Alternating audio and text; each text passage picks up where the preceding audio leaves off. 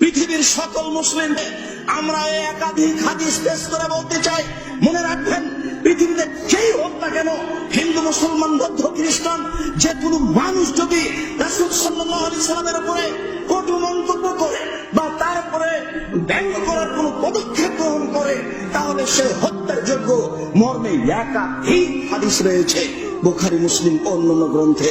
অতএব পৃথিবীর সকল মুসলিমকে যেভাবে সম্ভব, অন্য বন্ধ করে হোক, বদদুয়া করে হোক, যেভাবে সম্ভব আপনার বক্তব্য দিয়ে হোক, সমাবেশ করে হোক, যেভাবে সম্ভব তার বিরোধিতা করতে হবে। এটাই ঠিক। পৃথিবীর সকল মুসলিম সরকারকে এই সরকারের বিরুদ্ধে কটূক্তি করা, কটু মন্তব্য করা ব্যক্তির উপরে পদক্ষেপ নিতে হবে। এটা পৃথিবীর প্রত্যেকটা মুসলমানের উপরে দ্বীনি দায়িত্ব, ধর্মীয় দায়িত্ব। কিছুই যদি সম্ভব না হয়, তাহলে বলতে হবে আল্লাহ তুমি তাকে ধ্বংস করো।